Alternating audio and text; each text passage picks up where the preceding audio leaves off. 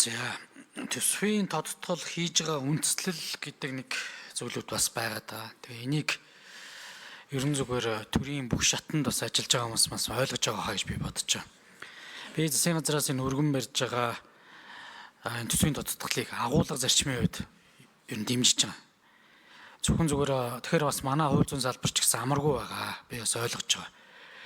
Тэгэхдээ өнөөдөр бас нүүрсний экспортоос хамааралтай улсын эдийн засагт бол бас жижиг одоо нүүрсний экспорт тасалдах ч гэдэг юм энэ хүндрэл үүсгэхэд ер нь нийтээрээ бас ийм хүнд нөлөөллүүд бас орж ирнэ.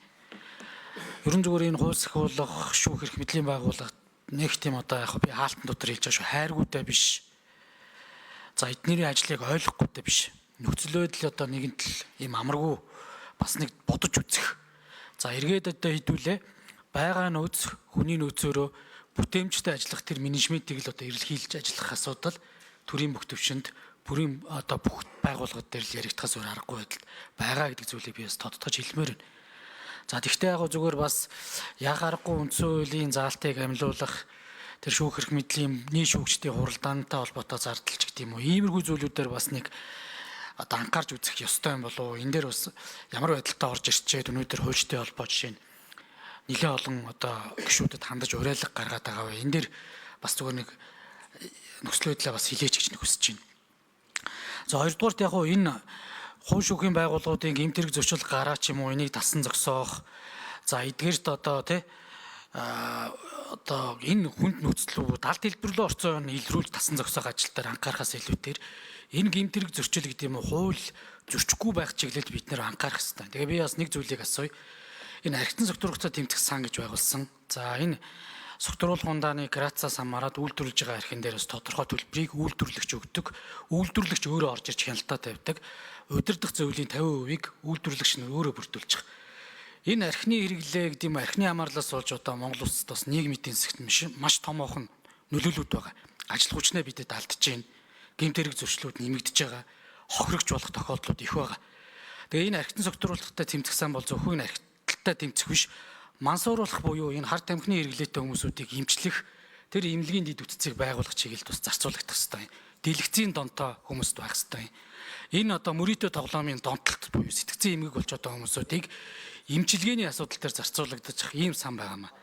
Тэгээ энэ сангийн үйл ажиллагаа одоо хууль зүйн дотоод хэргийн яам дээр байх ёстой. Ямар байдалтай явж гин энэ одоо бас сангийн асуудлын төсвийн тодтолоор яаж орж ирж байгаа вэ?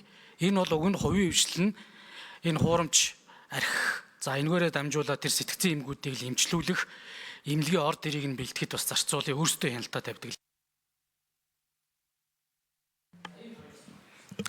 За сайн зэрэг гишүүний асуулт хоёр дахь асуултанд хууль зүйн дотоод хэргийн сайд Мөнхбаатар сайд хариулна. За сайн зэрэг гишүүний асуултанд хариулъя. За архитектурын согтууруулалтад тэмцэх сан бол хууль зүйн дотоод хэргийн яамны төрөд ажилтдаг. За энэ сан бол яг төсвөөс одоо санхүүжилт авдаг сан бол биш. Энэ архитектурын согтууруулалтаа үйлдвэрлэгчдээс одоо бүрддэг ийм сан байгаа юм. Тийм учраас энэ төсвөтэй бол хамааралгүй сан гэж та бүхэн ойлгож болно. За энэ одоо сангийн үйл ажиллагаа бол нийтдээ хууль зааснараа 4 чиглэлийн одоо үйл ажиллагаанд зарцуулагдах ёстой. Нэг нь бол одоо таны хэлж байгаа энэ архитектурын согтууруулалтаа тэмцэх чиглэлийн ажлуудаас гадна мөн мансуурах донтой этгээдийг одоо эмчлэх болоод за мөн одоо энэ чиглэлийн үйл ажиллагаанд зарцуулах боломжтойгоор бас зааж өгсөн байдаг. Тийм учраас энэ чиглэлийн үйл ажиллагаанд зарцуулах боломж байгаа. За сангийн яамтай энэ удаа ярилцаад 28 одоо тодорхой сан татан болгосон энэ дотор бол архитектурын согтууруулалтад тэмцэх сан бол орж ирээгүй гэдгийг бас хэлье. За цаашид үйл ажиллагаа хэвээ явуулт гэж ойлгож байна. За энэ сангийн үйл ажиллагаа цаашдаа жаахан боловсрон болгож үйл ажиллагааг нь одоо нэлээд өргөтгөж явуулах шаардлага байгаа. За ер нь одоо архитектурын согтууруулах донтой этгээдээс хүмүүсээс гадна за мансуур донтой хүмүүсийн энэ эмчилгээний асуудал за мөн одоо сэтгэл зүйч за соён гэрүүлэх гэдэг олон асуудал дээр нь бол одоо илүү түлхүү бас зарцуулаад явах юм чиглэл рүү явна гэдгийг бас танд хэлье. За сайн зэрэг гишүүний эхний асуултанд шүүх эрхээ зөвлөлийн дарга мөнгөн цэцэг хариулна 5 номер микрофон.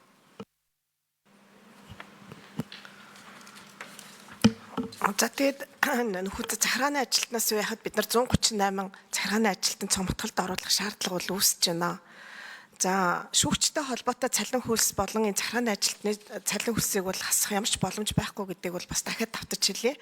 За яагаад вэ гэхээр за шүүгчтэй холбоотой бид нар одоо ингээд нийт хэргийн маргааныг ингээд өсөл бууралтыг харахад эрүүгийн хэргийн анхшдны шүүхээр шийдвэрлэж байгаа хэрэг 15 онтой харьцуулахад 3 дахин илүү нэмэгдсэн. Иргэнийх болохоор 81.3, захиргаа болохоор 69.3 дахин.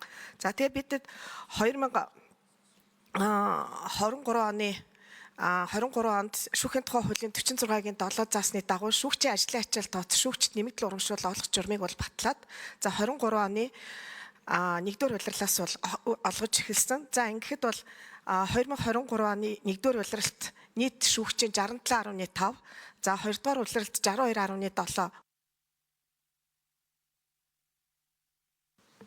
За баасан жаргал гишүүн асуултаа асууя.